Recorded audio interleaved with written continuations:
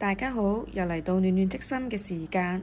今日同大家分享嘅繪本書名叫做《跟小鳥道別》，作者瑪格麗特·懷茲布朗，譯者賴嘉玲。當小朋友們見到小鳥嘅時候，小鳥已經唔喐啦。小鳥嘅身體暈暈嘅，佢嘅眼睛眯埋咗，應該係啱啱死咗。小朋友們用手指摸住小鳥嘅胸口，想要感覺佢嘅心跳，但係已經再冇心跳啦。所以佢哋確定小鳥已經死咗。即使佢哋捧住小鳥，佢嘅身體漸漸冷去，四肢變得僵硬，所以小朋友都無法彎曲小鳥嘅腳，甚至轉動小鳥嘅頭。呢個就係動物們失去生命之後嘅樣，冷冷嘅，硬硬嘅，冇咗心跳。小朋友們都好傷心啊，因為小鳥已經死咗，永遠都唔可以再飛。但係好彩，小朋友們發現咗小鳥，所以可以幫小鳥喺森林裏面挖一個墓地，然之後埋葬佢。小朋友們仲可以為小鳥舉辦喪禮，為小鳥唱歌，就好似有人去世嗰陣，大人都係會咁樣做㗎。所以小朋友們帶住小鳥喺森林裏面揾咗個地方，開始挖一個洞，然之後將暖暖嘅甜蕨葉放喺最底層，再用葡萄葉包住小鳥，再放進洞裡面。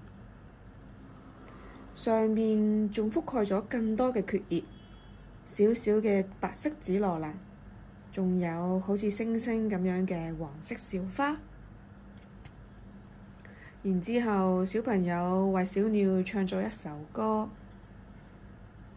小鳥，你已經不能再飛，不能再像天空中其他小鳥一樣高高的飛了。我們為你歌唱，因為你已經死去。帶着羽毛的鳥，我們會用蕨葉與鮮花埋葬你，因為你已經不能再飛，不能再高高的飛了。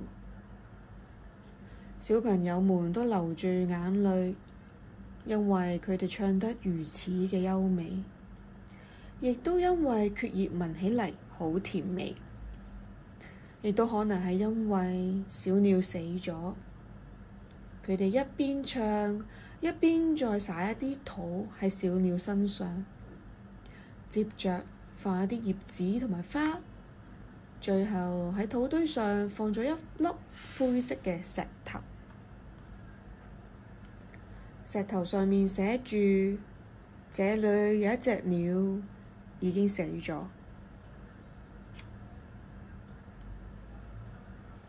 喺石頭嘅旁邊，小朋友們種咗白色嘅紫羅蘭同埋野生嘅天竺葵，但係天竺葵有點枯萎。